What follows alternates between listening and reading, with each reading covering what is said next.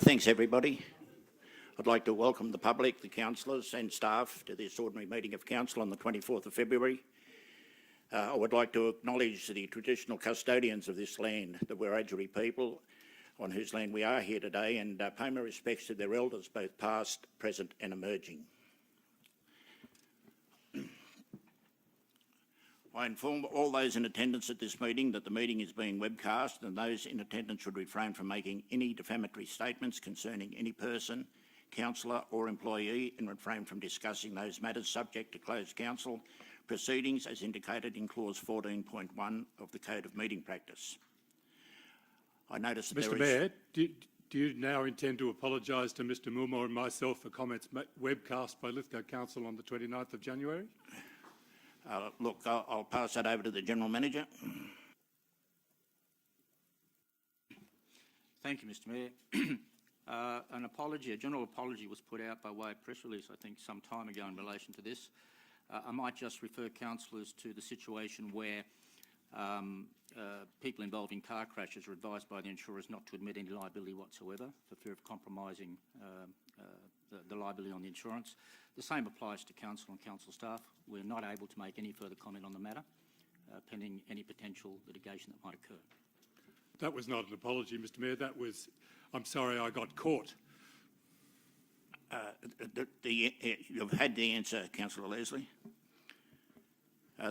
Those present, I notice that Councillor Goodwin isn't here, and he is an apology. He will be here later. He's just tied up in an accident at the moment. Declarations of interest. Any declarations of interest? Mayor Thompson, item 11.33, conflict of interest. As I'm a director of Lithgow Aged Care, I'll be leaving the room when that item's discussed. Thank you. Thanks, Councillor Ring. Confirmation of minutes of the last ordinary meeting of council. That like somebody like to move? Happy to move. Thank you, Councillor McAndrews. Seconded, Councillor Goodsall. I have a question on the minutes, Mr. Mayor. Yes, Councillor Leslie. How much did it cost to have the minutes checked by our legal advisor? Mr. General Manager. I'm sorry, Mr. Mayor, our minutes were not checked by our legal advisor. Thank you. I was just wondering why it took a fortnight to get them out. Just another one of those smart questions. Thanks, Councillor Leslie. Commemorations and announcements. Yes, I have some, thank you. No vote on the minutes, Mayor. We need to endorse the minutes. Sorry, I need to vote on the minutes. Yes, sorry. Those in favour? Against? Councillor Leslie's against. Commemorations and announcements. Yes, Mayor Thompson, I do have some announcements. I think our local government area is very saddened recently by the loss of Mr. Ray Young. He used to attend every council meeting up until just very recently. He's been an avid supporter of council and local government area. He had, his respect was so high that I personally have never seen a bigger crowd in Hoskins Church. It's certainly reflected for the work that he's done in the community and in the Rydal area in particular. Also, Mrs. Ruby Goldsmith from Portland had a very long, prolonged death, and she also had an incredible crowd at Lura for her funeral. And Mrs. Julie Grant, who died just after our last council meeting, has also been one of the most well-known and respected residents of the Rydal area, and has been a great loss to the Rydal Show Committee. Thank you. Thank you, Councillor Statham. Any others? Councillor Coleman.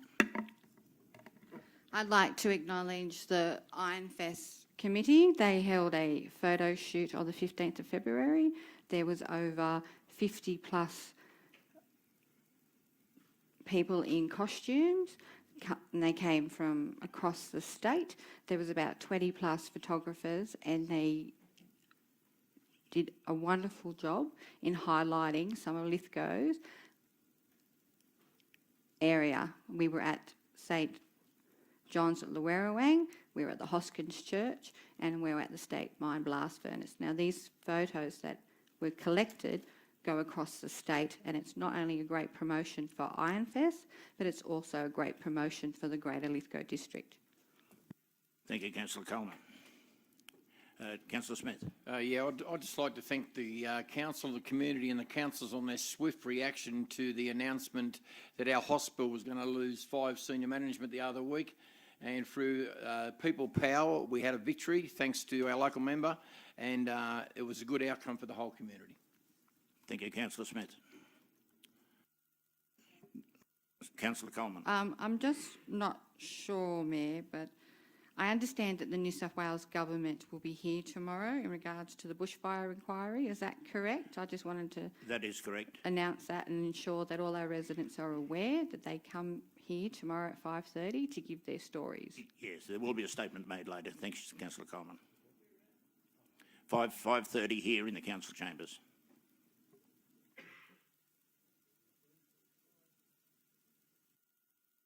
We move to public forum. I've got 4 people that are registered to speak. Mr. Eric Mahoney, Q2 budget review.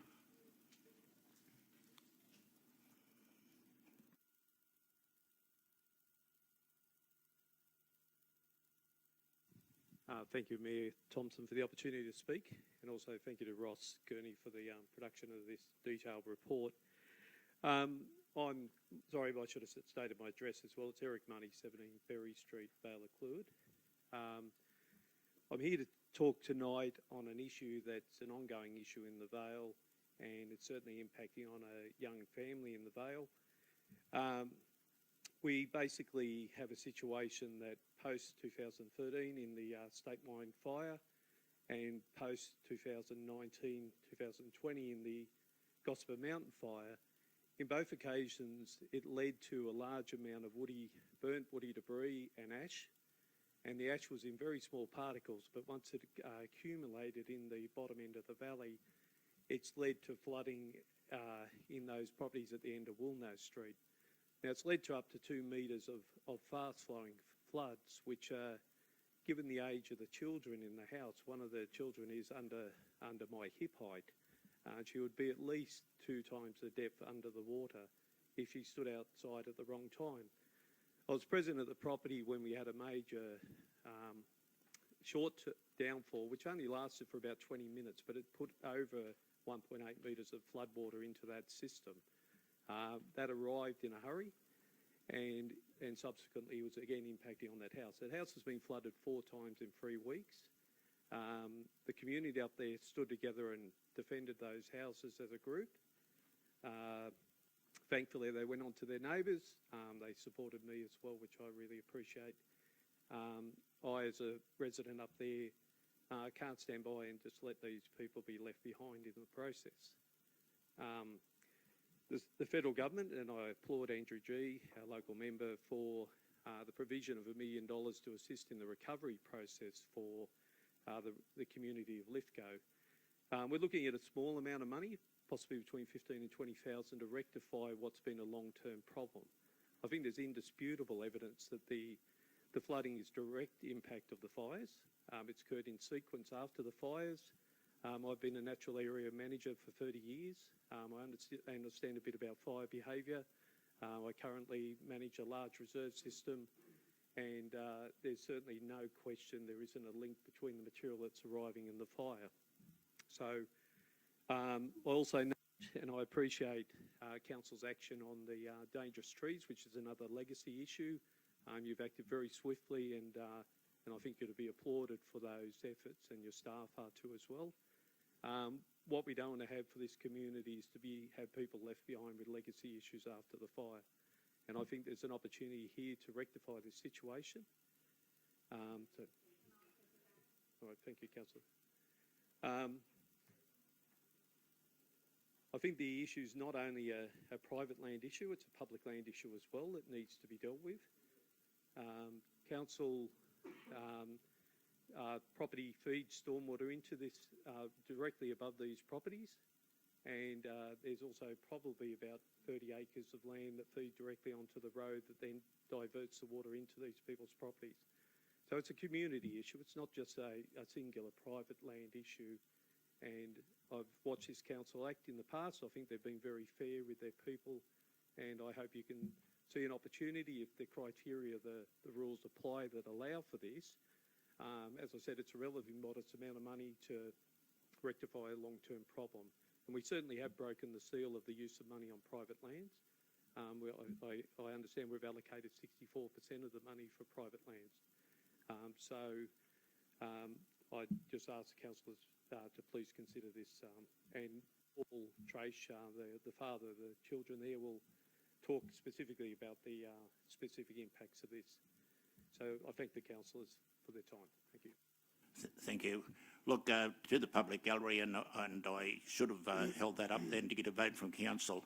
If there is an extension of time, most people in the public gallery have got 3 minutes to speak. If there is an extension of time, I will have to adjourn just until I get a vote from council to allow you to carry on. Thank you.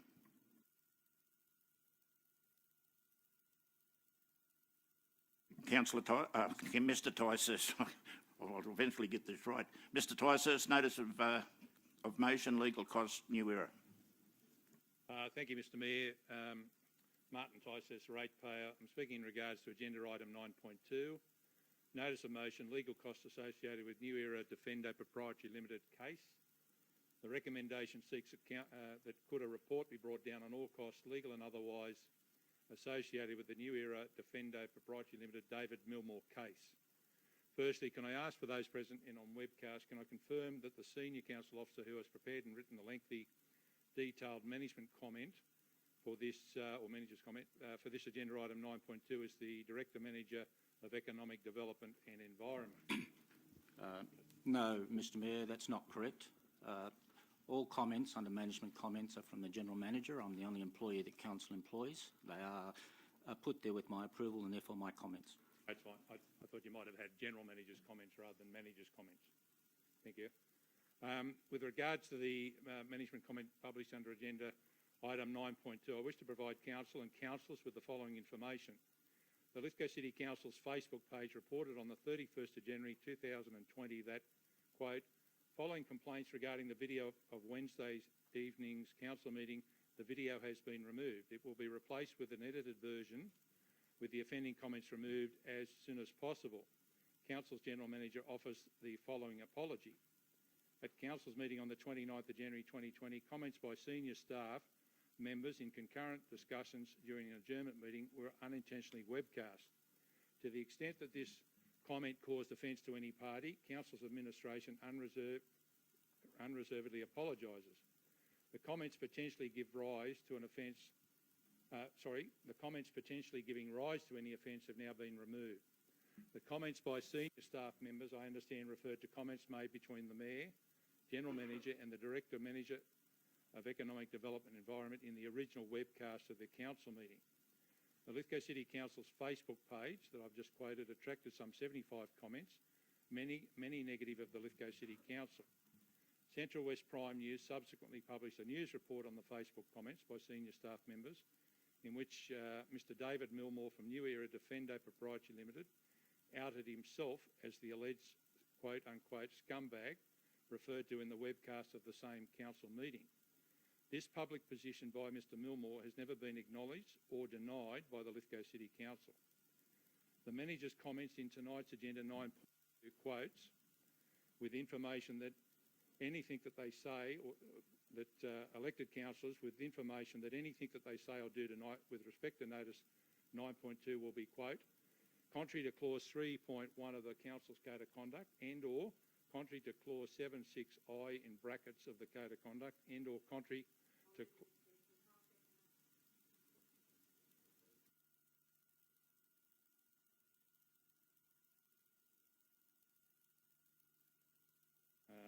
And 76I in brackets of the code and/or contrary to clause 3.22 of the code. Without repeating what are the manager's comments in agenda item 9.2, I wish to take the elected councillors also to the same council code of conduct, and you can view it on your iPads if you wish, and that is paragraphs 3.13 and 3.14 relating to the heading land use planning, development assessment and other regulatory functions. Not reported under the manager's comments in agenda item 9.2 is paragraph 3.13, which reads, you must ensure that land use planning, development assessment and other regulatory decisions are properly made and that all parties are dealt with fairly. 3.14 reads, in exercising land use planning, development assessment and other regulatory functions, you must ensure that no action, statement or communication between yourself and others conveys any suggestion of willingness to improperly provide concessions or preferential or unduly unfavourable treatment. Additionally, under paragraph 3.3 of the Code of Conduct, Fairness and Equity, it states you must consider issues consistently, promptly and fairly. You must deal with matters in accordance with established procedures in a non-discriminatory manner. It is my opinion now that under the same Lithgow City Council Code of Mr Conduct... Ticehurst, I just want to interrupt you there for a moment. The General Manager wants to make a comment. Mr Ticehurst, do you want to make a complaint? No, You don't want to make a complaint? I'm not making any written complaint. Okay. I'm having a public... I'm having a public forum to raise the issue. Thank you, Mr Mayor. It's just that you're raising items referring to the Code of Conduct, and so if you wish to make a complaint, that option is No, I'm available not to you, making and the option is also available to go to the Ombudsman and the Office of Local Government as well. I understand all that. Okay, I understand all that. I'm not making... I'm saying what's not in the report tonight. I'm quoting the same Code of Conduct. You've put the quotes in the report. I'm also quoting another item out of the agenda. Thank you. In my opinion, this should occur because following the... let me get back here. In my opinion now, under the same Lithgow City Council Code of Conduct as referred to in the manager's comments, under agenda item 9.2, this legal matter involving New Era Defender Proprietary Limited and Mr David Milmore should only be determined by the elected councillors in these council chambers. In my opinion, this should occur because following the Prime TV News report on the 4th of February and the General Manager's public apology a few days earlier, both the Mayor, General Manager and the Director Manager of Economic Development and Environment all hold a public and serious conflict of interest in any future consideration or determination of the matter. In brief, this council litigation is not an operational matter now solely for council staff as suggested in the Manager's comments in the agenda item 9.2. It is in fact a matter solely for the consideration and determination of the remaining 8 elected councillors under the leadership of the Deputy Mayor. Thank you.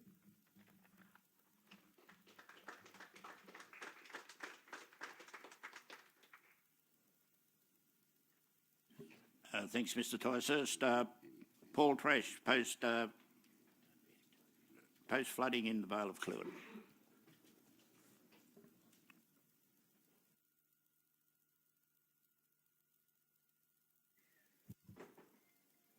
Thank you. Good evening. My name is Paul Trash and I live at 7 Woolno Street, Vale of Clewen with my wife and 6 children. We've owned this property since 2001. I'm here to speak about the post-bushfire flooding that has occurred. The first time this occurred was back in 2013 on the 18th of October. The Rural Fire Service were back burning to combat the fires that were heading towards the Vale from Clarence. The Rural Fire Service controlled the burn and successfully prevented any loss of property in the Vale of Clewen. Following this, on the 22nd of February 2014, flooding in the Vale of Clewen occurred. A large amount of bushfire debris was washed down into the Vale of Clewen from the 105 hectare catchment area above. This caused the pipe section of the easements on properties 5 and 7 Woolno Street to block and flood out of the easement. The pipe system was installed by Lithgow City Council according to locals in the Vale who had lived there all their life.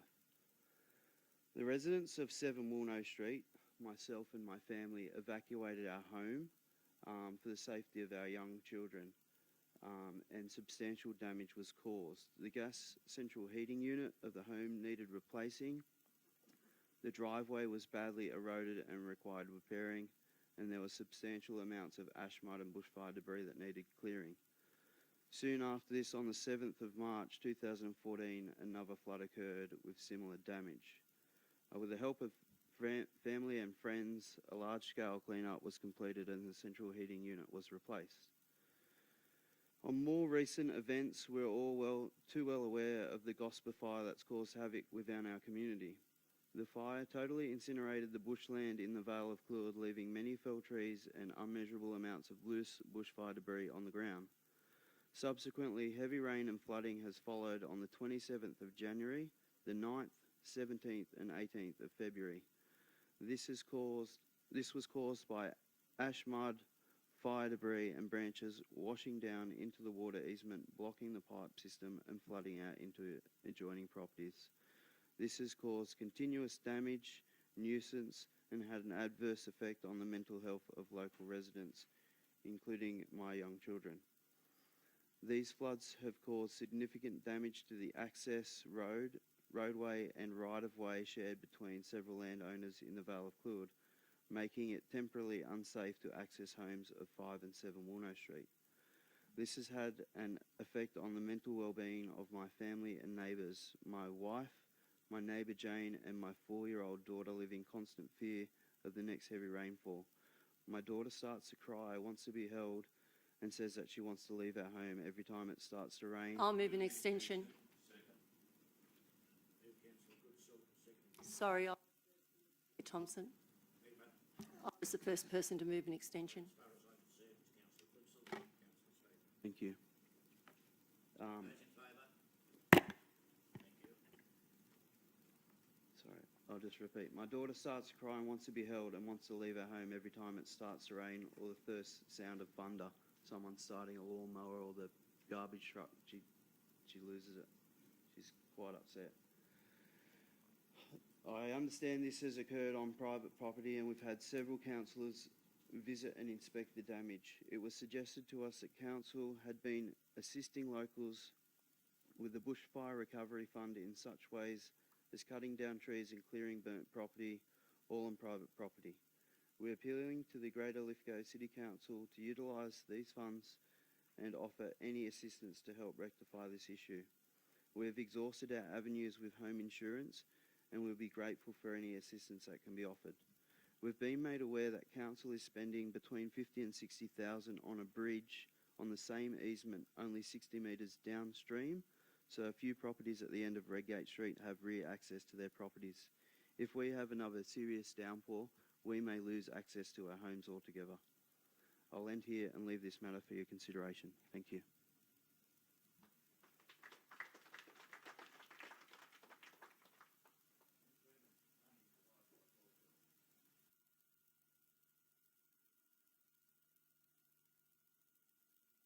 Thank you, Mr. Mayor and councillors, members of the public gallery. I just want to speak to an item that's not on the agenda this evening, but is widely being circulated in media, and that is some funding being made available by the state government to support a number of initiatives locally going forward.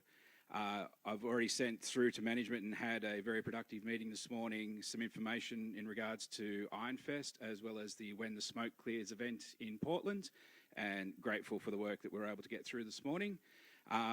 The support of the state government in ensuring that these events that go through this year is important, and I think that Lithgow getting on the agenda for the state government, it seems to have been overlooked in a number of things. There's a big state government campaign at the moment, Love New South Wales, which is very active in the South Coast and a number of other areas, and so this is a good step forward by the state government to support things in our LGAs. So I'd just like to also just iterate a couple of points on Councillor Coleman's issues on the photo shoot there. We had a number of people attend the photo shoot, but the photos that came out of it, there was over 1,200 photos loaded up to Facebook pages that have reached over 50,000 people totally across our social media networks over the past week.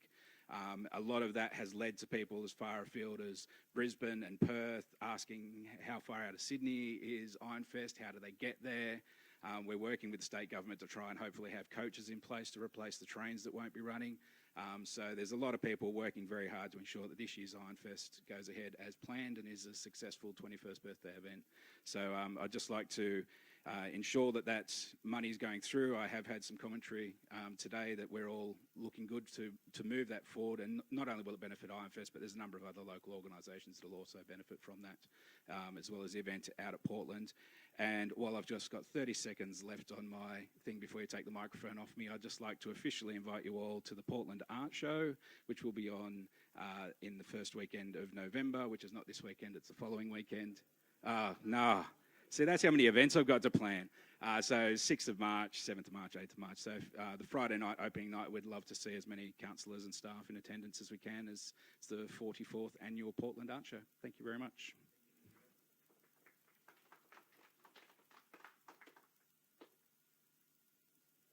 Anybody else in public forum that'd like to speak to something on the agenda? Yes. Mayor, councillors, my name is Richard Matthews. Been a ratepayer in Lithgow for nearly 30 years now, and I wish to speak in relation to agenda item 9.2. And I do so reluctantly, and I do so without any pleasure. And I intend to stick to facts. I have no interest in emotion. So fact number one, I have no financial interest in the solar array in Range Road. Although council officers would know, we had meetings with council about a substantial investment in solar with some Sydney investors in partnership with Mr. Milmore. So in sticking to the facts, first fact is the matter is not sub judice. I have a copy of the judgment. It's been a public document since the 5th of December.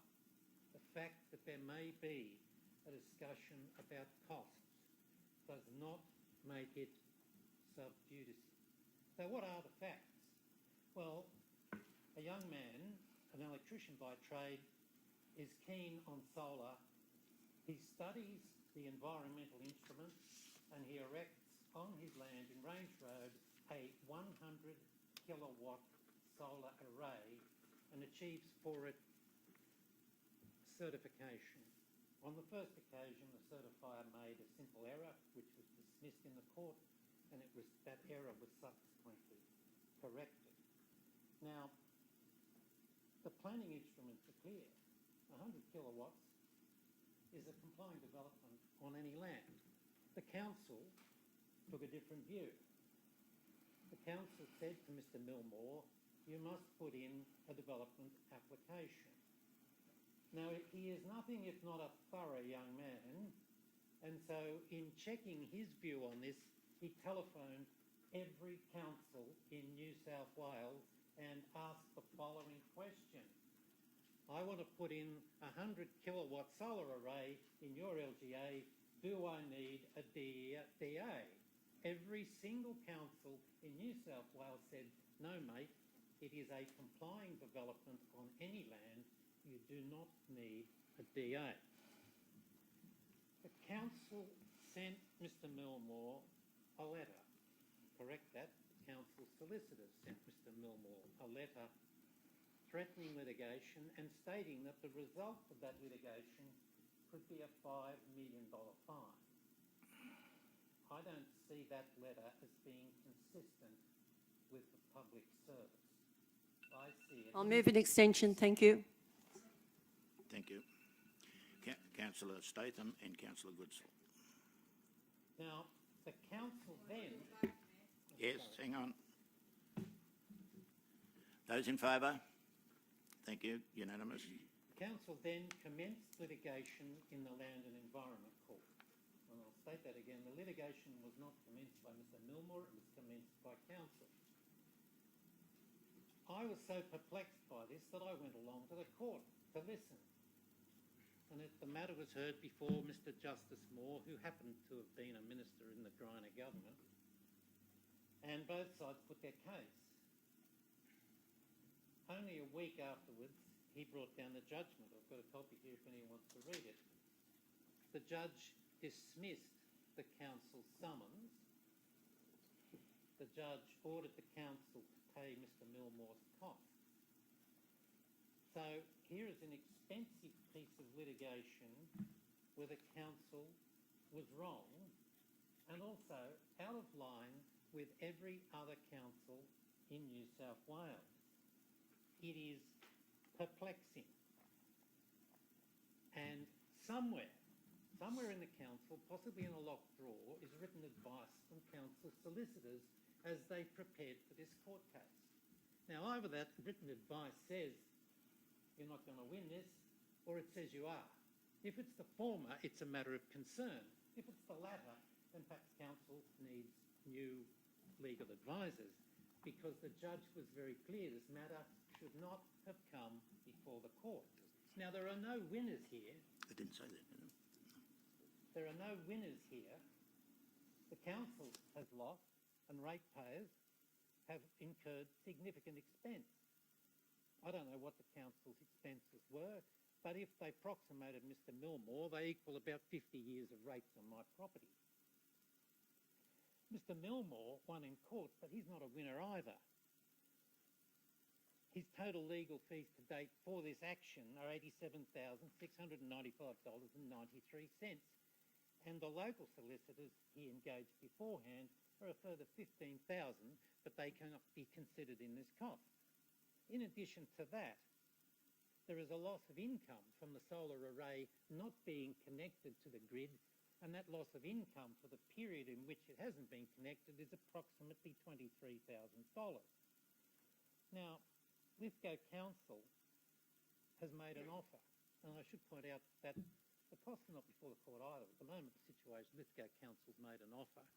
Mr Millmore is considering that offer, and I think he's going to take the opportunity to speak to councillors this evening about it. But does it seem fair? I'll move another extension, please.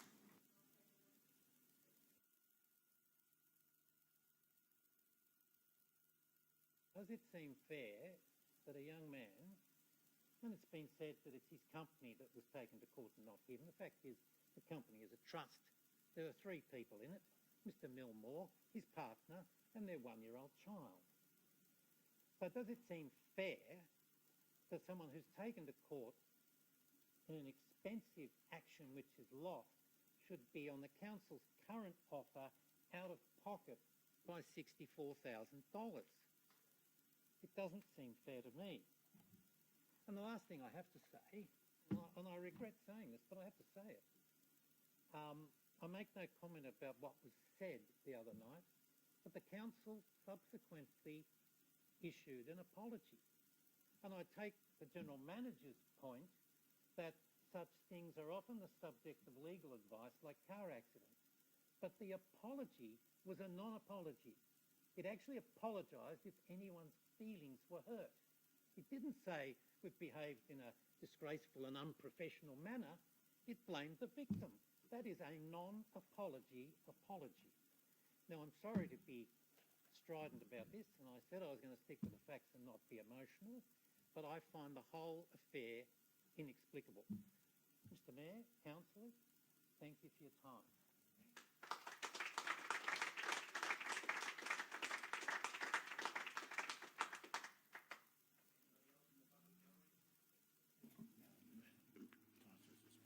Yep.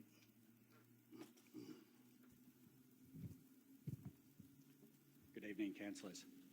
My name is Dave Millmore. I'm from Portland. I'm the owner of the 100 kilowatt solar array under 9.2 on tonight's agenda. My array was correctly approved using a state element certificate.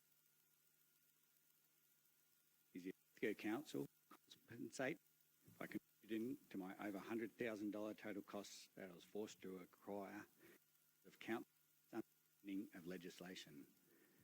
Do you, council, believe that I must be forced to pay approximately $55,000 for no other reason but council's mistake? The General Manager's assertion that both parties have agreed to go back to court is incorrect. I do not want to go back to court. Litigation should be the last resort in terms of costs. I'm willing to mediate on costs in an open and transparent fashion. General Manager, are you willing to mediate as advised by the Land and Environment Court?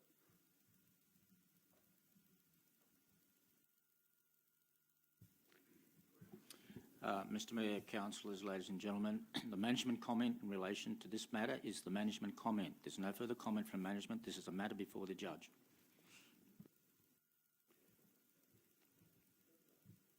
Council advised me that submitting a DA was the only way for me to legitimise my array. It states on Lithgow Council's very own, applying for a DA once a construction was built is illegal. This would have forced me to surrender a correct CDC approval to apply for a DA, which is not allowed. This is undermining both approvals, and to imply that one is superior to the other is incorrect. A reminder, I telephoned every council in New South Wales and was advised that a 100 kilowatt system is a compliant equipment. There is 4 other CDC approved solar arrays in Lithgow that have not faced any scrutiny. There are 60 solar arrays, 60 in Lithgow area that need a complying development certificate that do not have any approval at all. A reminder, I was threatened with a $5 million fine for correctly approving solar panels. My legal fees have increased $7,000 between the judgment date and now. Our council is going to allow this increase in costs to continue and avoid speaking on the matter because of incorrect advice. If this continues down the litigation path, this will be very, very expensive. My understanding of the SEP has been verified by the judgment. I provided council a planning note issued by the Department of Planning stating that I was correct in my understanding of the SEP. I sought other council's advice. Another extension, thank you. I sought other council's advice. All those in favour? I sought other council's advice stating I was correct in my understanding of the SEP. I provided legal advice that I was correct in my understanding of the SEP. Council's entire argument that I needed a different approval to everyone else in Lithgow and the entire state of New South Wales was perhaps the drafters that wrote the legislation may have been feeling something different to the words they wrote. Does this feel like sufficient evidence to support a legal challenge? Thank you.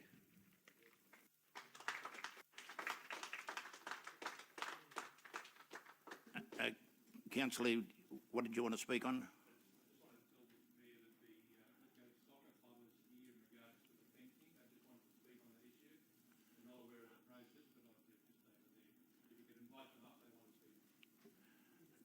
Can I do that? Yep. Where are they?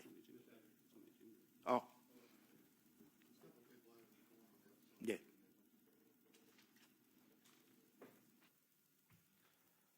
Thank you very much for letting me speak. I'm Jeff Kemp. I'm the Association President at Lithgow LDF. I am here to talk about the safety issue that we have on Marjorie Jackson Fields.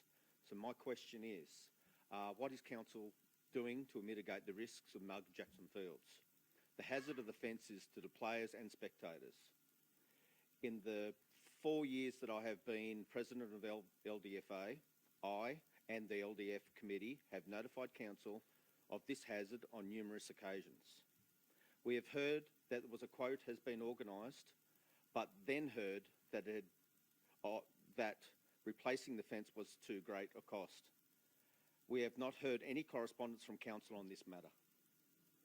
LDFA and Lithgow Workmen's Senior Soccer have offered to repair the fence with some mesh, but then was told by council employees that we are not allowed to work on council fields. But still, the hazard is still there at Marjorie Jackson Fields. We have had an official incident complaint from Western Football FC of a player that had slid under the fence and cut his lower leg through his sock and needed medical attention. We have also had numerous first aid injuries, which has been passed on through Mark Fordham, our council liaison officer. Plus, the cost of replacing equipment, e.g. balls, playing shirts, is becoming costly. I would like to end this on a lighter note. I would like to thank Council for their correspondence that I received today that the canteen window shutters are going to be repaired after our break-in, and that the repairs of the tiles of the showers are going ahead. Thank you. I'll just get Mr Edgecombe to reply to your statement. Mr Edgecombe. Thank you very much, Mayor Thompson. I do recall that this matter was raised through the Sports Advisory on 2 separate occasions in the second half of 2019, one being the 19th of June and the second being the 11th of December. Council does have funding in the 2019-20 operational plan to replace the fencing at Marjorie Jackson. That process has commenced with the receipt of one quote and council officers seeking a second, as per our required purchasing procedures. In terms of, so that work is scheduled to commence in March, subject to contractor availability. We're pushing for that to be completed as soon as possible, noting the safety concerns. Regarding volunteers being permitted to work on council playing fields and other infrastructure, we don't disallow that. We just need to require them to submit to council and undertake a brief volunteer induction that isn't onerous and by any means impossible. But lastly, I'd like to encourage the Lithgow Soccer Association to, if there's any issues in the future, feel free to contact the administration. All of our staff are very easy to approach, and we could have provided any of and all of this information just by a quick phone call. Thank you.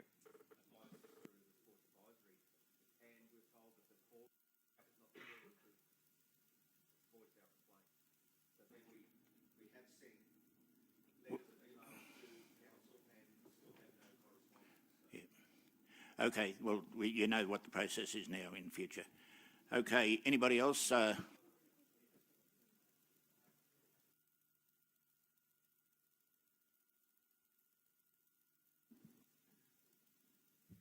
Good evening, councillors. My name is Seymour and I live in Portland. I am here to voice my support for Dave Milmore.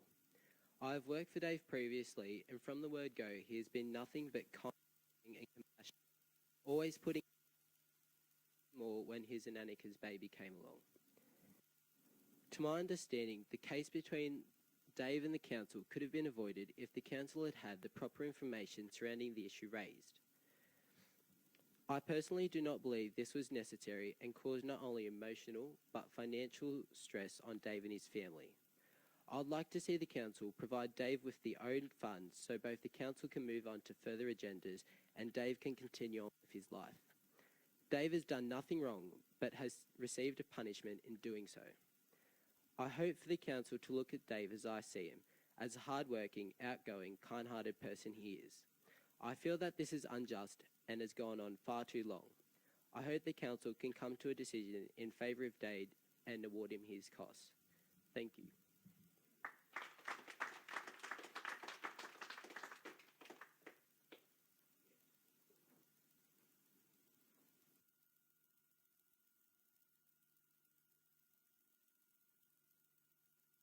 Yeah, good evening, councillors. My name is David Seymour. I'm from Portland, long-term resident, lifetime resident. Yeah, I here am also in support of Dave Milmore and to speak up against the way he has been unjustly entreated and pursued by council through the courts. I'd like to see Dave's case openly debated by councillors in this chamber and to see where all the councillors stand on this issue. I've contacted several councillors on this issue, and some are supporting him and some are not supporting him. Stop hiding behind the lawyers and bring the facts out in the open as to why this case went to court in the first place. It should have never been taken to court, and the cost to ratepayers should be made public. It is obvious that senior staff and councillors have a preconceived opinion about Dave, as evident by the conversation that was broadcast over the council's live stream at the last council meeting. Scum and scumbag as far from the truth of the character of the man as you can get. Regarding this very poor conduct by senior council management, it appears there is one rule for those at the top of the tree and another for the rest. It seems like the council lost the court case and instead of admitting they were in the wrong and going to Dave and saying, look, mate, we got it wrong. We apologise for putting you through this ordeal. We are willing to pay all your court costs.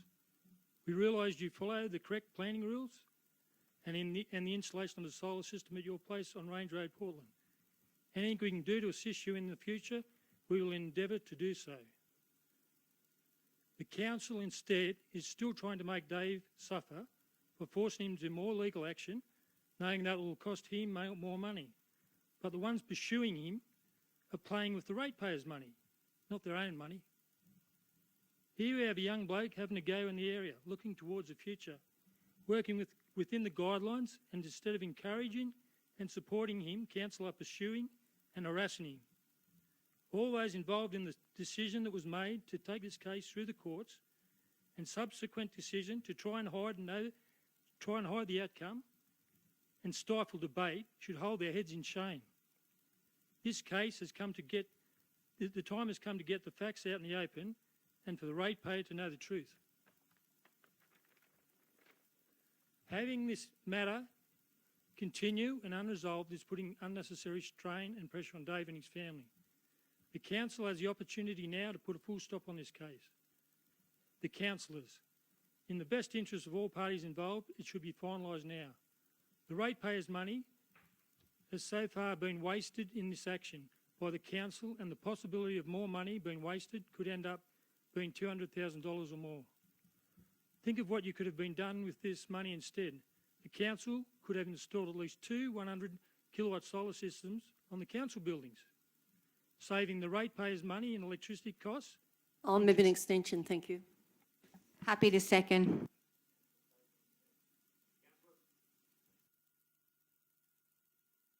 The council could have installed at least 2 100-kilowatt solar systems on the council buildings, saving the ratepayers' money and electricity costs and contributing towards a better environment.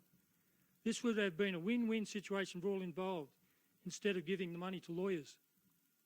I also noticed that we have in attendance representatives of the local media in the Village Voice and the Lithgow Mercury.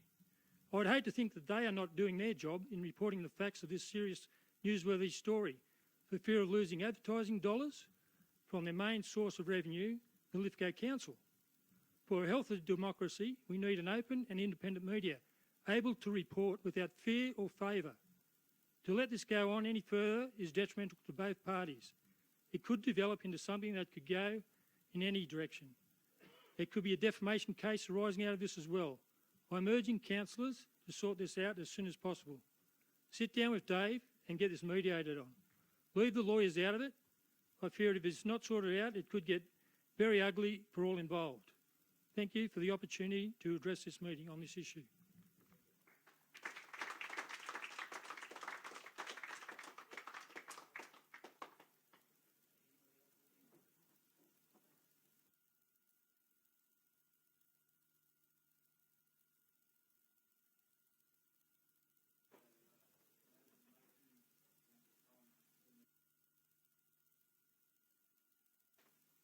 Happy to second, Mayor.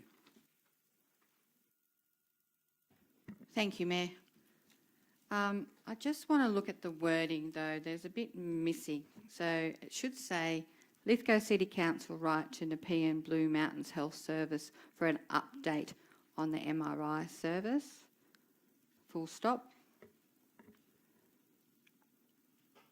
I have been made aware that Lithgow residents are still travelling out of town for this important health service. Full stop. Happy to second that change. Like you, Mayor, and like a number of councillors in this room, I received phone calls in regards to the supposed restructure that was to happen at the health service. And thankfully, something happened. You acted quickly. A press release was issued calling on the New South Wales government to intervene and do something about it. However, we need to make sure that we keep a close eye on this restructure. It is to go ahead, but in a different form. It's not stopped, And I am very concerned about the fact that this particular licence, which has been granted, will be lost if it doesn't get followed through. I've also been advised that we could lose jobs from Lithgow to Katoomba, administration jobs. There's no reason for those jobs to go to Katoomba. We live in a world of technology. We have Skype, we have the internet, we have NBN, we have telephone, you know, so forth and so forth. Those jobs can be done here in Lithgow, and we need to ensure that those jobs stay here in Lithgow and that licence stays here in Lithgow. I do have a question in regards to, I understand that yourself, the Deputy Mayor and Wayne McAndrew, saw the Honourable Paul Toole at Portland Pool on the 7th of February in regards to the upgrades there. At any time, did he bring it to your attention in regards to the restructure? That's very disappointing. So I'm very pleased that we, as a council, then held him to account. Councillor McAndrew. Yes, thank you, Mayor. I'm equally concerned about the future of the MRI service at Lithgow Public Hospital. I agree with Councillor Coleman. Yes, the recent proposed restructure after lobbying from council and the public, that it was withdrawn. However, I read carefully the media release. The media release, very succinct, very short, said it's been withdrawn in its current form. So that says to me that it's going to come back in some other form, and it's important that we're prepared.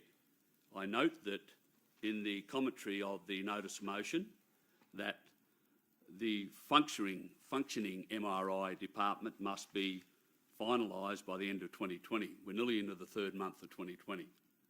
So I'm concerned already. I would have thought, well, it was announced in April 2019. I would have thought we're getting closer. I would have thought it had been done and dusted by now. So I'm really concerned about that. I know we've got a response back from them in writing, and the GM got a response back to say that, well, it was very short as well, just to say that, yeah, it's okay. But I'm concerned. The other thing I'm concerned about, and I've only just found out recently, any structural changes at the public hospital, Lithgow Public Hospital, because you recall it's an integrated health facility. It has public hospital, did have a private, but has private consulting rooms, community health centre and aged care. Any restructure of the public component could affect the private specialist consulting rooms. So we not only have the MRI that could be in question, there needs to be, and I understand, and I haven't read it, but I understand that the private specialist consulting rooms are supposed to be advised if there's any change to the structure, certainly the management structure of the Lithgow Public Hospital.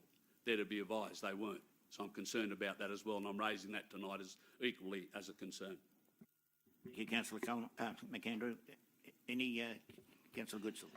I support Councillor Coleman's notice of motion. It's important that we get security around the MRI. I'd just like to comment from my perspective, and I'm pretty sure from other councillors here, Paul Toole was very quick to jump on this bus. I think he was instrumental in stopping what potentially could have been devastating for our community.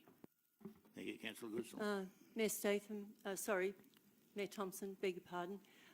On the day of the media release, a well-known Lithgow lady contacted Paul Toole late in the afternoon. He rang me immediately and said, "Have I heard anything?" I said, "No, I've just seen a media release."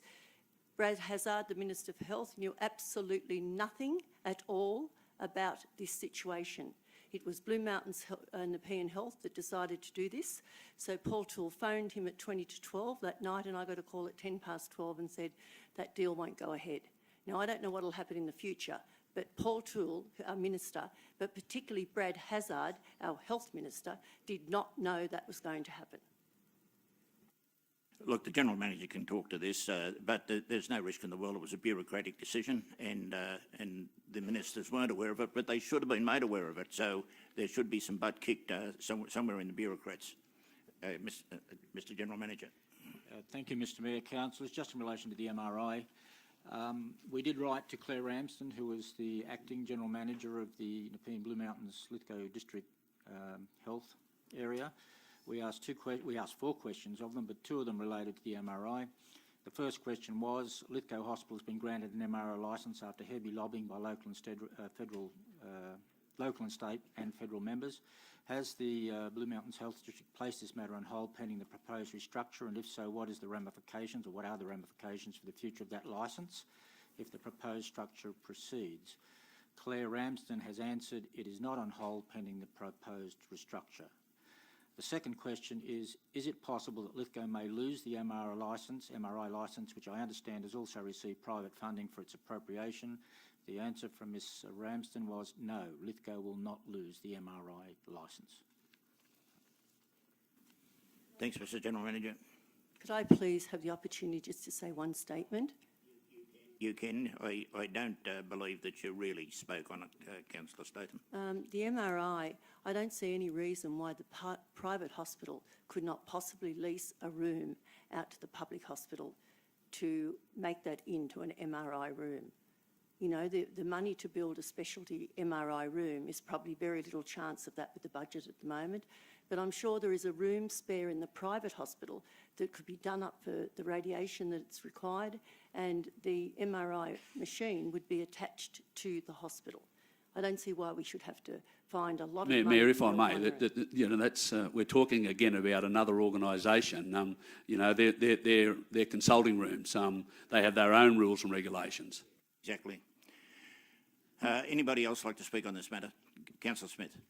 Yeah, Mayor, I actually rang the local member this afternoon on this matter, and he said to me that the MRI licence is and will be safe in Lithgow. He said they are acting and the wheels are starting to move right now as we speak. That's as true as I sit here. It would have been 5:30 this afternoon, he replied to me, as he did on the day of the media release when I rang him and said to him, Paul, you need to sort out the drama at the Lithgow Hospital. And I thank him for that, and I thank you, and I thank all the other councillors and everybody that worked together to make this happen. So he said to me this afternoon, the MRI licence is safe, and he said they are working now to get the wheels of motion rocking and rolling.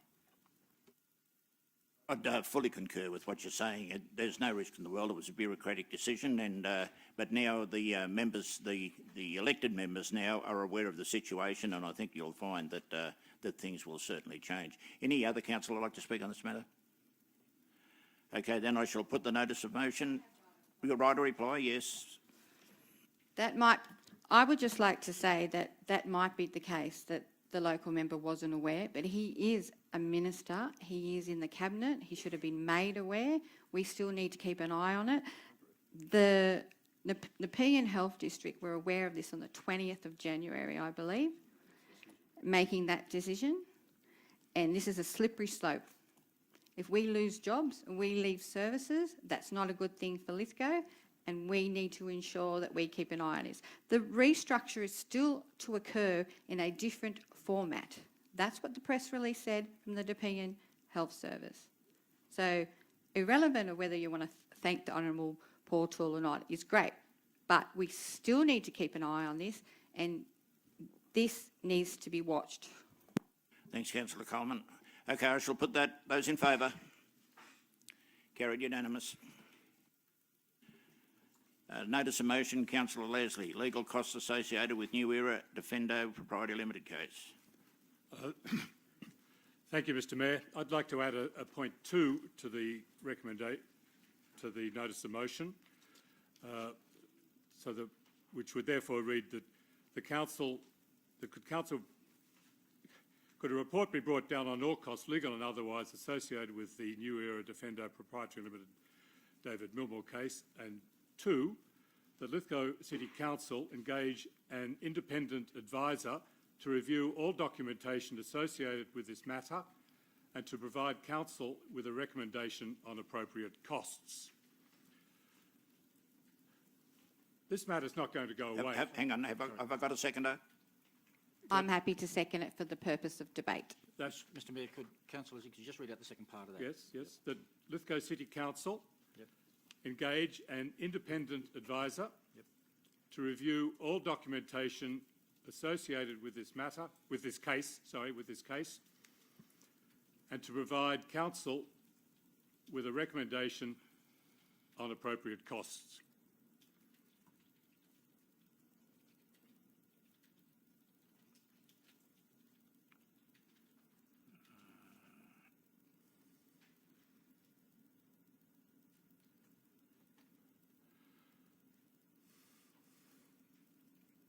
Can I go on? Yes, this matter's not going to go away. We've heard members of the gallery speak. We've heard what's happened at the last council meeting. We've heard what's been webcast. So let's recap. At the January meeting, I asked a very similar question to this notice of motion, and the answer to that question was it will be in the annual report. The annual report will be published in October, and I guess that arrogant answer counts as open government for this super secretive council. I hope we get a better answer than ones that were in last year's annual report, one of which was, I will have to check with finance. Seriously, look it up, page 144 of last year's annual report. For this notice of motion, we get a 2.5-page management rant. It's threatening, intimidatory, bullying, irrelevant and defensive. It attempts to rerun the court case, totally irrelevant. The judge ruled in favour of Mr Milmore. I will raise just one matter on the top of page 7. The CDC was purportedly issued under state environmental planning policy. Wrong. No purportedly about it. The judge, as we heard earlier, a former New South Wales Liberal Cabinet Minister, ruled otherwise. And Lithgow Council did not appeal the ruling. So let's get to the heart of the matter. Because of the webcast of abusive language directed at a Lithgow ratepayer and defamatory comments made against my integrity, hardly anyone in Lithgow Council expects Lithgow Council senior staff to be able to make a professional, unbiased decision on the settlement of costs in this issue. There is a glaring double standard in this council. Ordinary council staff would have been seriously and severely reprimanded. Senior staff get asked to stay on even if they've tendered their resignation. We will eventually find out the cost in this case. I would be surprised if they were under $150,000. But we need to cut this. We need to get a decision. We need to get it right, and we need to get somebody outside of council's senior staff to make a recommendation after having reviewed all the documentation, having reviewed the court case, having reviewed the SEPs, having reviewed all matters in relation to this, for them to make a recommendation on it. I think the council needs to ask someone senior in local government, and I, for example, would recommend people like, the General Manager of Bathurst, the General Manager of Oberon, the General Manager of the Blue Mountains, people of that ilk, someone in local government who understands local government and understands how Lithgow Council staff cannot possibly make this decision because they're so compromised on what they've done and their loss of face that they are trying to protect. They are like a general who throws in another battalion when the battle is lost. More money down the drain, more loss. Let's just cut it. Let's get someone else to look at it. Let's review it separately. Take it away from Lithgow Council staff, get an independent view of it, and get it sorted now before we waste any more money.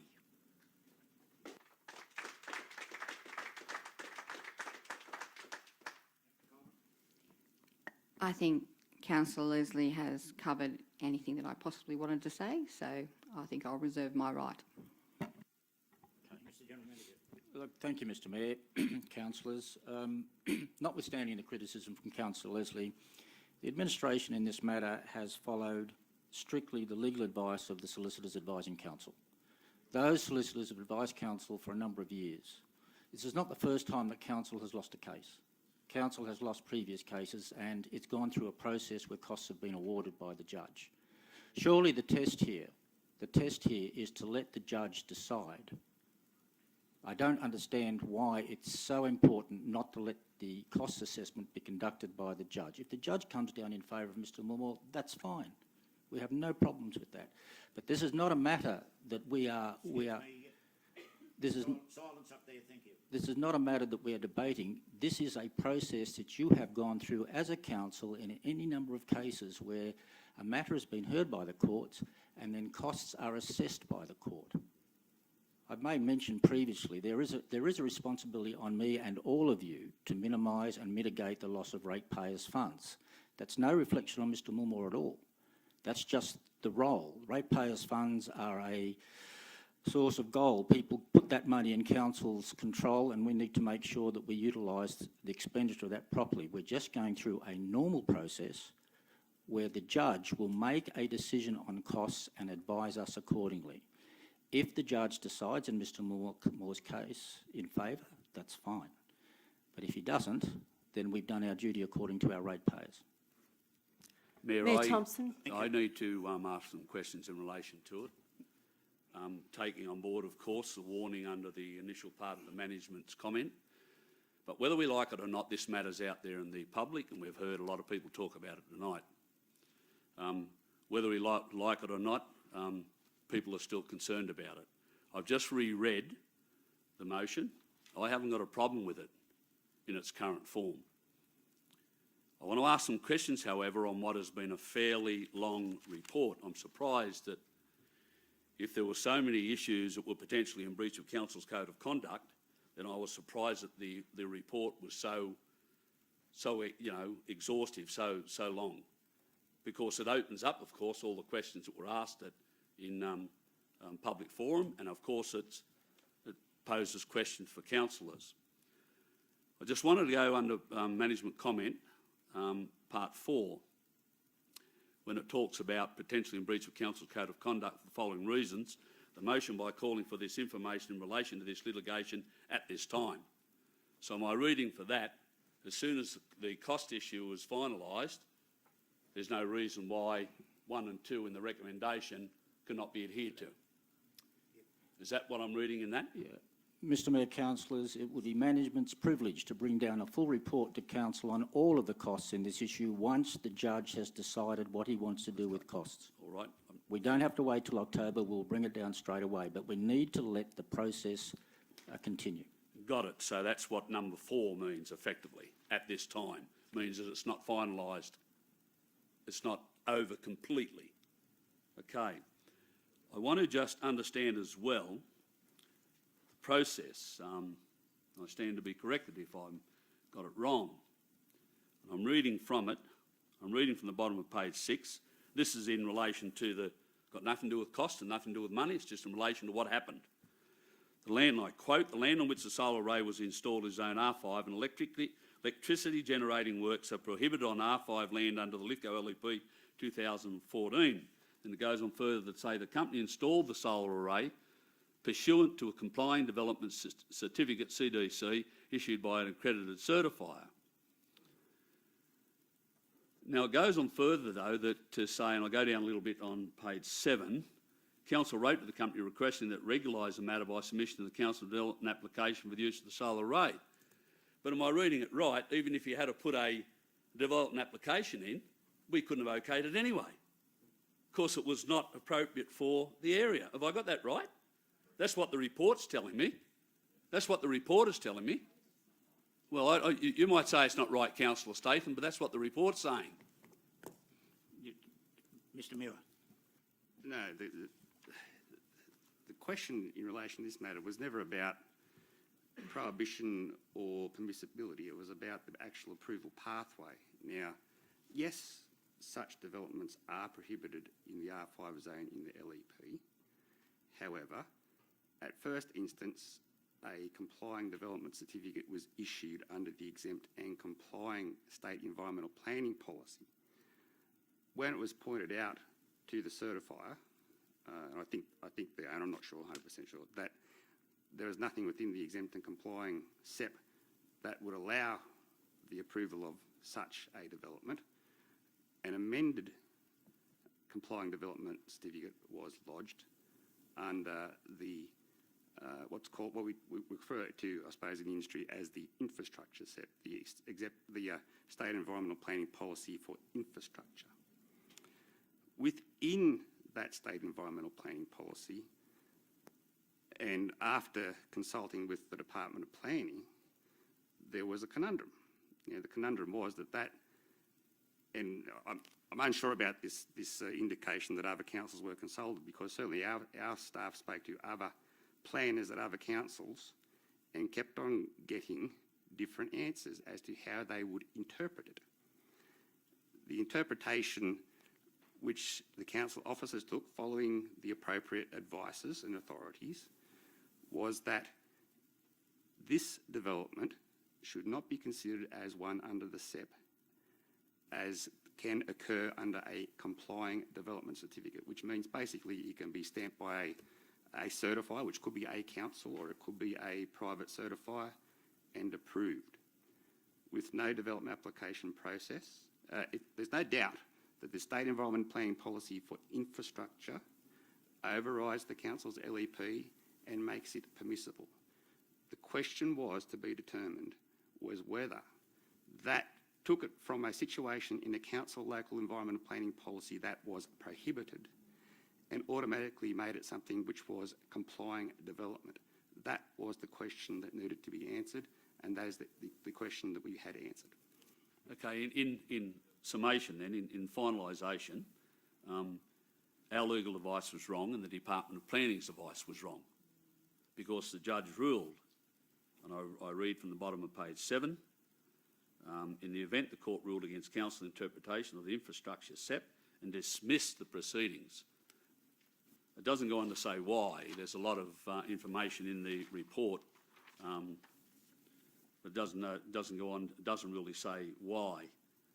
Dismissed under my old interpretation of court cases means it was thrown out under my old interpretation. So, but in any event, it was dismissed. Our case was dismissed. Mayor Thompson. Just hang on. You finished? Yep. Councillor Statham. I've been sued 4 times through this council, and I've won 4 times. The amount of money that has been wasted is absolutely outrageous. This man has sold his business. He has the right, which I instructed the General Manager recently, before it started, that this man showed me his legal team. They are the best of the best of the best.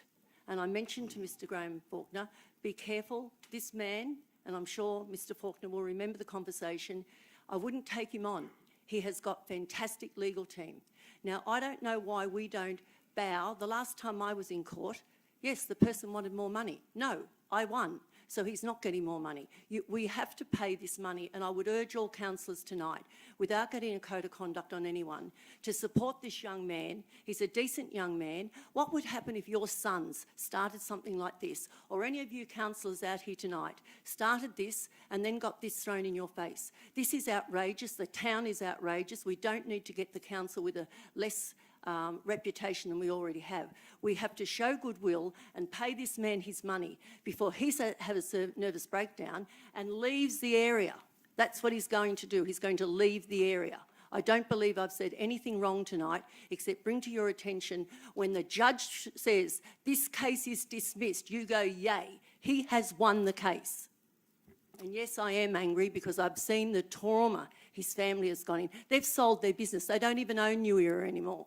It's cost them their life and their business and their family and their respectability. Mr General Manager.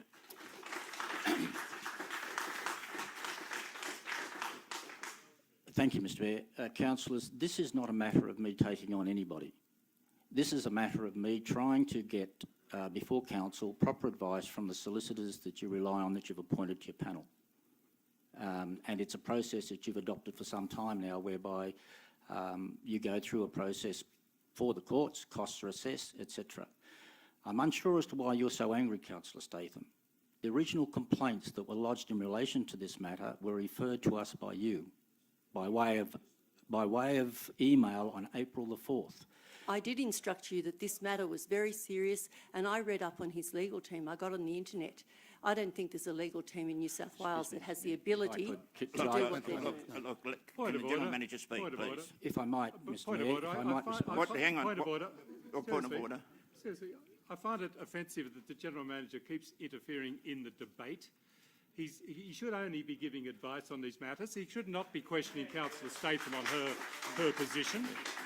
Look, I mean, he shouldn't be questioning her on this matter. This is totally improper. look, Councillor Leslie, I asked the general manager to speak, okay? Thank you. Yeah, but it's totally improper that he should start questioning Councillor Statham's motives on this matter. Thank you, Mr Mayor. I dismiss your notice of motion.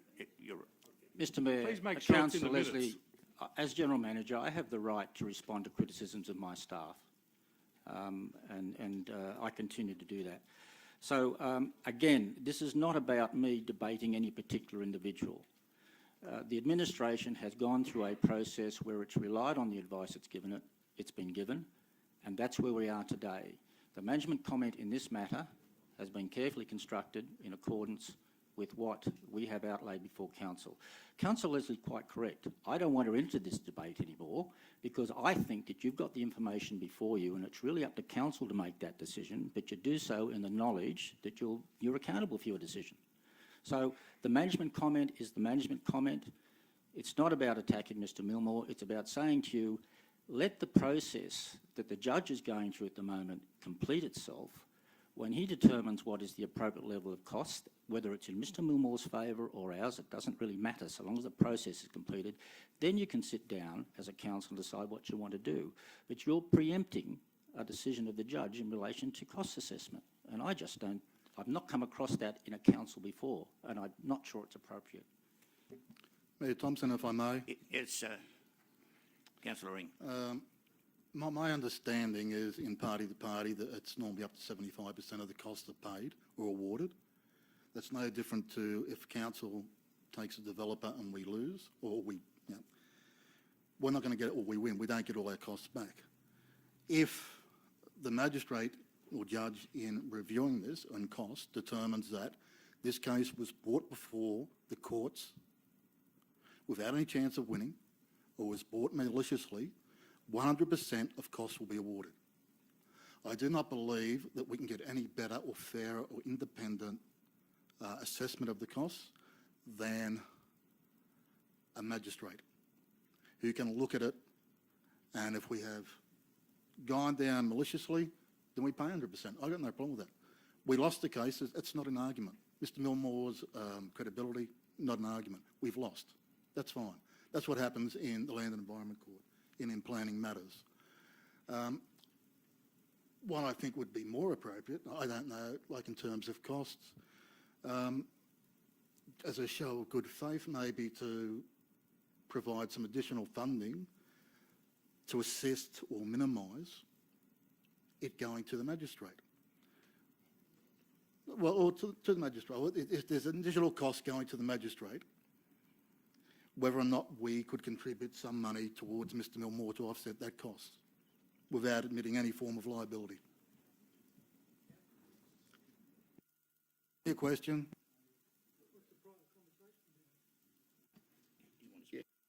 Mr Mayor, I'm not sure about that. I mean, all I can say is that there was, in a negotiation sense, an amount brought forward by the first respondent solicitors. There was a counter offer made by the council solicitors. That was rejected, and under the instructions issued by His Honour, the first respondent solicitors were then able to contact the judge and have the matter set to go through a process for indemnity costs order. There has been no counter offer brought back to council solicitors in relation to the offer. That if that was the intent of the first respondent to come back with some sort of counter offer during the proceedings, then that can occur. But that hasn't happened. The council has not brought this action in relation to costs. That is 100% false.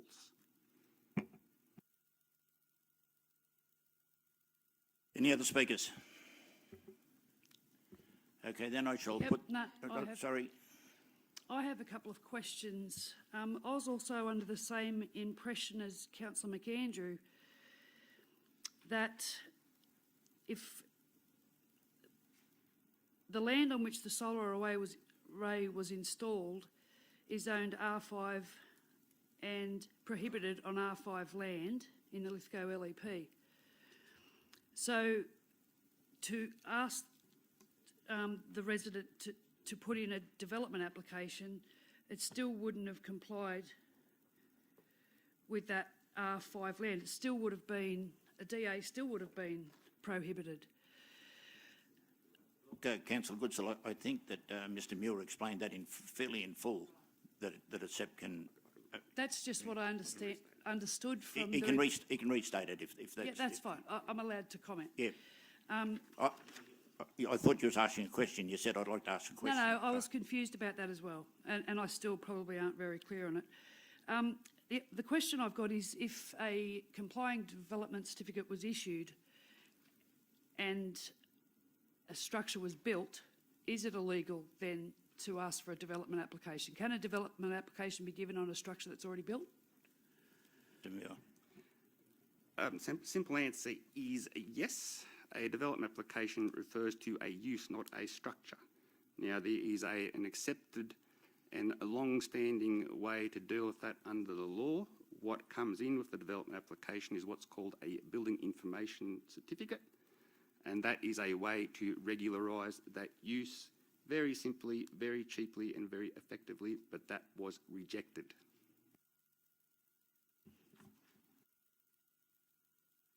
Can I ask one more question? Am I allowed to ask another question?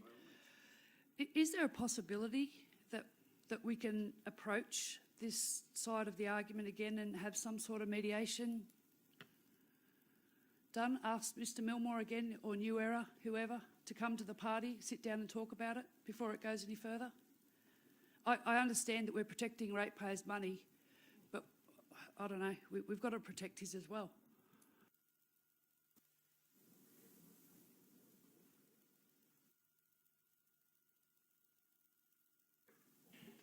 Mr Muir. As I've stated before, the council's position that it put forward was rejected. If the first respondent solicitors wishes to come back with something to the council solicitors, that could certainly be considered, but to this point, that has not happened.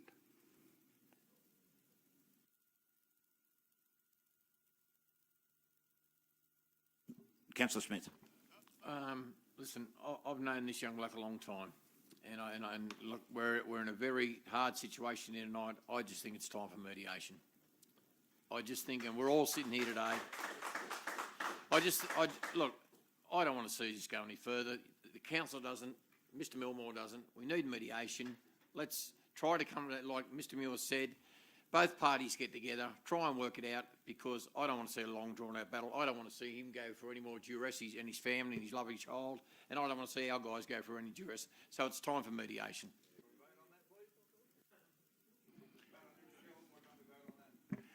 Look, if the public gallery could bow out of this, since this is a matter for council. Look, I see it from up here at the chair that we are in a very, very awkward situation. The way that I see it is that mediation can take place, but I believe that the first respondent has asked for full indemnity. Where do we stand there? So unless, Mr Mayor, as I've said, there has not been a counter offer brought back through council solicitors. If the council solicitors believes that full indemnity costs order is something which is unlikely to occur and is not available to the first respondent in this instant, the council officer will take notice of its legal advisors, not other people's legal advisors, its legal advisors, no matter what you think about that advice. We await, and whilst the process doesn't allow for mediation per se, there can always be offers made. And just by rejecting offers and then lodging immediately an action in the court for a full indemnity costs order is not mediation. If you want to negotiate, there's a proper way to do it. Mayor, can I just get some clarification? We have in front of us a proposed resolution with 2 points that talk about a report be brought down on costs and for Lithgow City Council to engage an independent advisor to review all documentation associated with the case. If what I'm understanding from Mr Muir, the process of ongoing discussion, mediation about what the final cost will be paid, it's still available. Have I got that right? We're open to approaches. The council solicitors will be open to approaches, but we will take their advice and we will not compromise the council's position. I'm not going to argue with you that. I'm just trying to understand what's available, and I take on board what Councillor Smith put. If I understand from what's being said, that's already available now. That's already available now as we sit here. That's all I need to clarify. Excuse me, but I don't understand. If the judge has handed down his decision, the negotiations have already happened. He's made his determination. Your council and their council should have worked out before that went into court, if you already presumably had mediated, what the results would be if either party won. If you get a car fine, you've got to pay the bill. You know, I've been in 4 cases in 4 years and I've never heard of any such rot. I'm sorry to be offended, but either party. I'm either getting the wrong information or I feel very, very much that this is not a fair go, and I'm sorry about that, because whether I should say it or whether I shouldn't, I'm getting hounded by it. I can't go anywhere in Portland at all, any day of the week, and also now Lithgow and at Walgan Valley yesterday. So we have to make a determination. Get a mediation in again, it's going to cost you another $4,000, and then up and up and up. The mediation should have been before they went to court.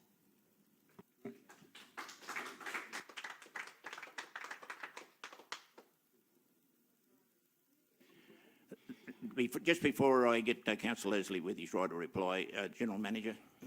Just to clarify Councillor Statham's comments and questions, 2 parties have had a disagreement, they've gone to court, and now that outcome is known. There's no question about that. But the next step in the process is for the court to decide on costs. That is, sorry, the justice to decide on costs. They look at a number of things as to whether or not the costs being argued by either party is accurate, because there might be people, not in this case, but there might be people, for instance, engage 3 sets of solicitors to run a case. It may not be appropriate to have 3 sets of solicitors. It might have been quite a simple process and it might have just required 1. So the court, the justice refers that to an independent cost assessor. They come back to the judge and tell them what they think the appropriate level of cost should be in this matter. That's the process that we're going through at the moment. We're waiting for the judge to tell us what an appropriate level of costs would be. Unfortunately, that process is being circumvented because we're having this discussion in a council. We should be letting, in my view, the judge make an assessment, and then if you don't agree with that assessment, or if you want to consider additional funds, then there's a mechanism available to council to do that.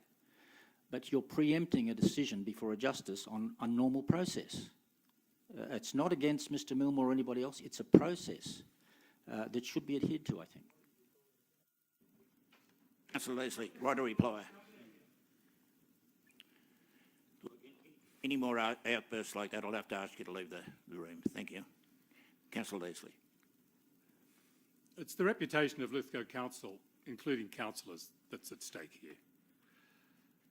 And it's not true that Mr Muir is saying that no, well, put it another way. A counter-offer can be made, and indeed Mr Milmore could come back tomorrow and say, here's my counter-offer, $1 less than I offered yesterday or last time. And I'd recommend he does that, because then it starts, and then that gives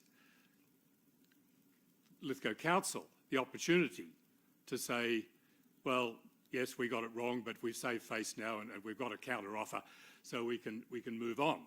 So that counter-offer is available, and we can move on it. But this particular motion stands on its own. It stands on its own, and there's a minor correction on that. The third last word should be on not and appropriate costs, on appropriate costs. So we need, if there's no counter offer, Lithgow City Council can make an offer. It's not just Mr Milmore that has to make the counter offer. Lithgow City Council can make a counter offer. At the moment, we haven't agreed somewhere. Lithgow Council can make an offer. So, but apparently that doesn't seem to be on anyone's mind. Apparently that doesn't seem to be in anyone's mix. That how, you know, we haven't got an agreement. Therefore, let's just bankrupt Mr Milmore by taking more and more costs on him. You know, this is what we're talking about. Lithgow Council is using its deep pockets to intimidate, bully, harass a local ratepayer. And when they took the man to court and when they lost, but nonetheless, they can't back down. And of course, it's got to such a stage, they won't back down because loss of face is more important than it is to save the whole, everybody, their costs. I stand by the motion. We need to get an independent advisor to deal with the costs.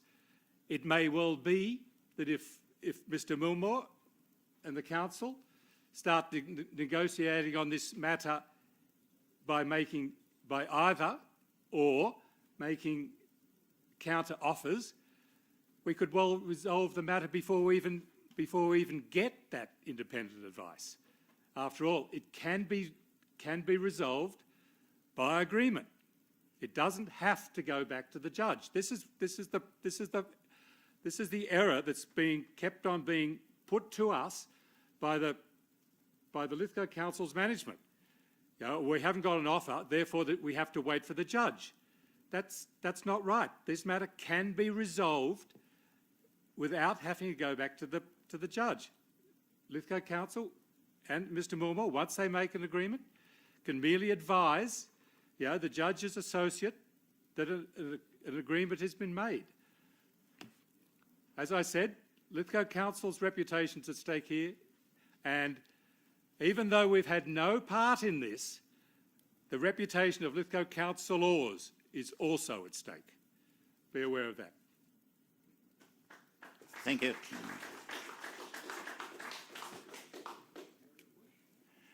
Look, I don't know. You can put the motion now, Mr Mayor. Yeah, thank you. Okay. Those in favour of the motion as it is? Those against?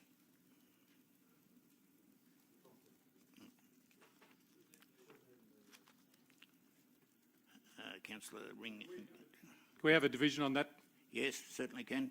Those in favour of the motion as it is? All councillors except Councillor Ring and Councillor Thompson against.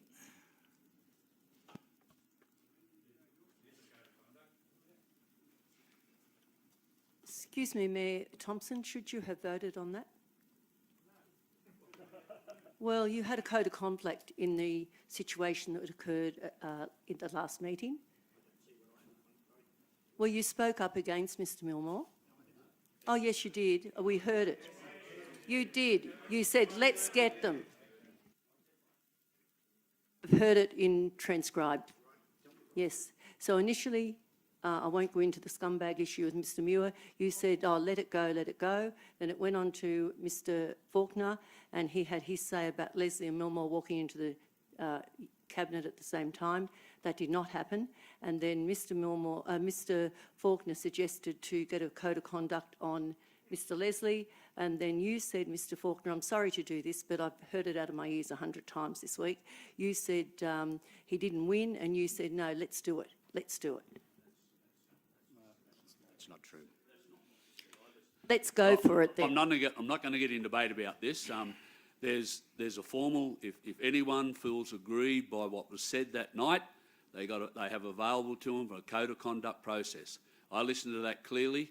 I know what was said, and I'm not going to go into what was said. As I said, there's options, and options for people that are, there's options for people to pursue under, there's options for people to pursue under the Code of Conduct against anyone they feel that has defamed them or hurt them in any single way. The way that's been described is not what was said on, part of it is right, part of it isn't. Mayor Thompson, just to clarify that, and then I won't speak again, did you think you said nothing all night? I definitely said something because I can remember watching it myself very clearly, and I said, let what go? I know what I said. Yeah, exactly. Oh, really? You better go and listen to it again. We move to the next item. Councillor Coleman, fencing around Marjorie Jackson Oval. Thank you, Mayor Thompson.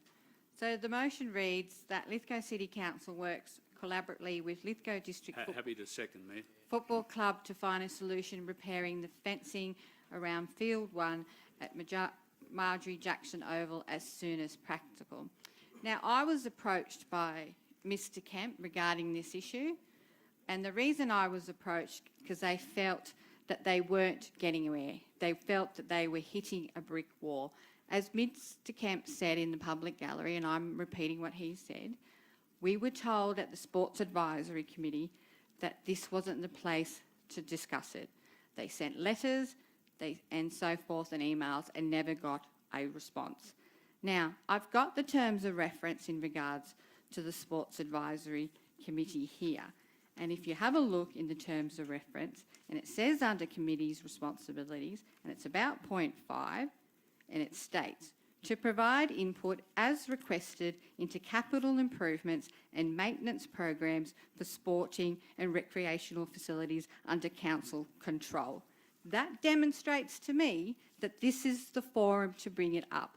So it grieves me greatly that these people were told that that wasn't the forum. But I remember a statement once made by a fellow councillor. He said to me, Cass, or Councillor Coleman, there's something that they can never take away from you, and that's a notice of motion. And that's why this is here today. Yeah, Mayor, look, I thought Mr Edgecombe made it pretty plain that all the association needs to do is talk to him. I expect they'll do that tomorrow or as soon as possible, even tonight if it's not too late, and we'll get this ball rolling. That's why I understood what was being put by Mr Edgecombe. We should be able to fix this. Mayor Thompson, sorry. In the operational plan, it actually allocates, and it states under B 1.2.3, that there's $45,000 allocated to new fencing at Marjorie Jackson Oval. I would have assumed a simple phone call to either the General Manager or Mr Edgecombe would have resolved this. And possibly at some stage the council should have advised the soccer club in writing that the works were going ahead and money was allocated. Obviously that didn't occur. It's been a difficult year, which is not really an excuse, but it has been a difficult year. But there's money allocated. Yes, you can put a notice of motion up. This could have been resolved 3 weeks ago with a simple phone call. But that would have avoided a media release and photo opportunities. And if I was concerned about the safety of children, Councillor Coleman, I would have been on the phone to Mr Edgecombe asking that he gets down there and sort it immediately. I'd just like to say to the workies, guys, that, guys, we would love you to fill out the volunteer forms and come and help us out. Anybody, Mr Edgecombe will tell you, that's all the protocol is. Fill out the volunteer forms. Any sporting body in the district can do that. And then, guys, you're covered. That's all you got to do. And we would gratefully have a bit of help or input from you guys to make our sporting fields that little bit better. So it's not a hard process. You can go to the front desk, Councillor Goodwin. All councillors know there's a volunteer process in place. We just need you to fill out the paperwork. It's not a hard system, and we would gratefully take you. Thank you.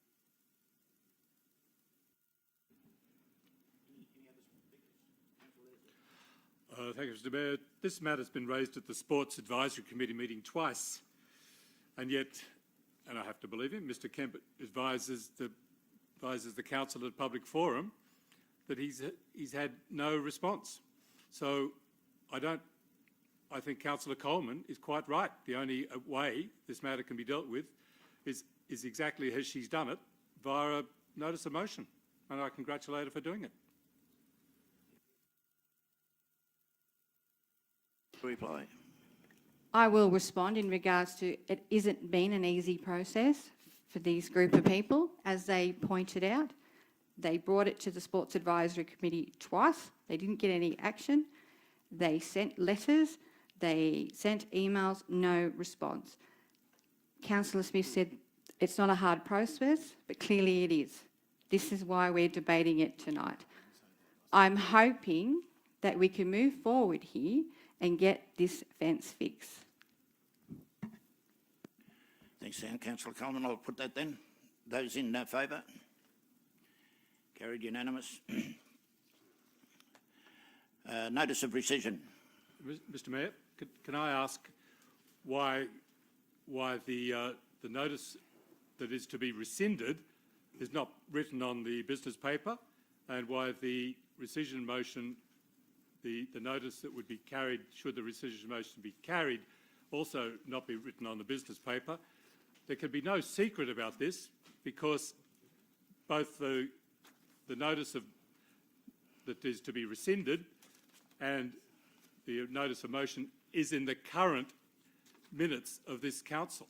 So it's already been publicly put on the council's website, but nonetheless, this super secret council has refused to put the matter on the business paper so that the members of the gallery and the community can actually know what this motion is that is going to be debated in closed council. Can I ask why it didn't come onto the business paper? Yeah, Mr. General Manager. Yeah, thank you, Mr. Mayor. To answer the councillor's question, I mean, it's up to councillors whether you want to debate this in confidential. You can, in fact, move a motion to have it in open. The fact that the notice of rescission wasn't in the business paper is simply an oversight. The advice from solicitors was really to do with the debate. Because the debate on this matter happened in closed confidence or closed council last time, the debate on their recommendation should also be in closed confidential. But again, you're not bound by it. If you want to move a motion to have it in open, it's entirely your right. Well, could I just seek some clarification? That'd nearly be impossible to do now when we've dealt with this matter initially in closed council. I would have thought a rescission motion where the debate will take place around what we debated last time in closed council, it is appropriate that it's in closed council. The only question I've got is that really it should be dealt with now. If that means that council's got to close, then it's got to be dealt with now. It can't be left to last. We made the decision some time ago in the Code of Meeting Practice. Notices of motion be dealt with first before other agenda items, and then the notice of rescission.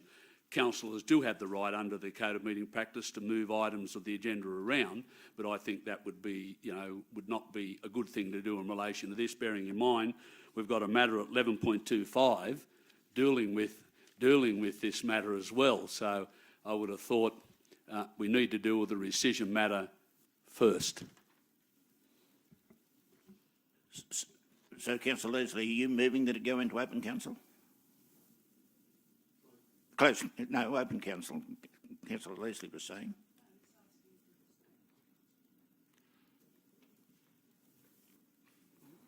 Why are you asking me? No, I didn't. I asked why it was. What I asked was, why is the motion that is to be debated not written on the business paper, and why is the foreshadowed motion not written on the business paper? That's the question I asked. Okay, my apologies. Well, can I just seek some clarification? I'm happy to move for it to go into closed council, bearing in mind that I was not one of the three councillors that signed the rescission, so I'm not sure whether that's appropriate for me to do that, or it requires one of the three councillors that were part of the rescission. If it doesn't require that, then I'm happy for the matter to be moved now and move into closed council. I'm happy to second that, Mayor Thompson. Yeah, you can do it, Councillor McAndrew. Well, I'll vote against that. You want to speak against it? You want to speak to it, Councillor McAndrew? I thought I just said we've already dealt with this matter in closed council. It would be a bit hypocritical now to deal with a rescission of that motion when we'll talk about those things that we talked about before that had to be behind closed door in closed council in camera.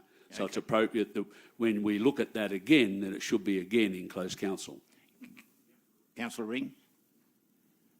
Look, I'm happy to discuss it now in closed session. Yep, thank you. Mr Mayor, if this motion is defeated, then it will therefore be debated in open council.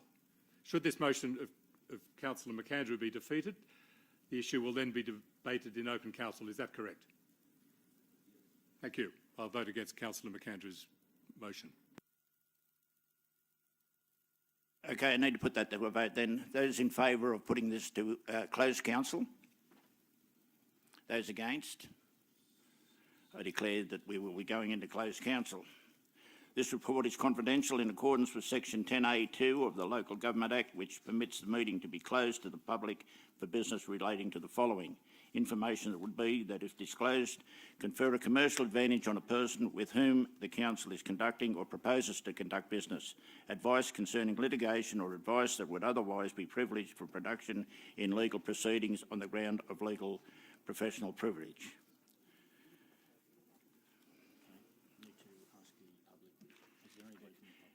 Is there anybody from the public that wishes to speak to this?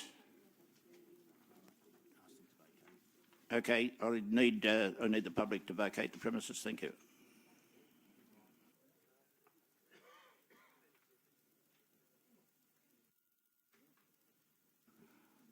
Just have a short recess while.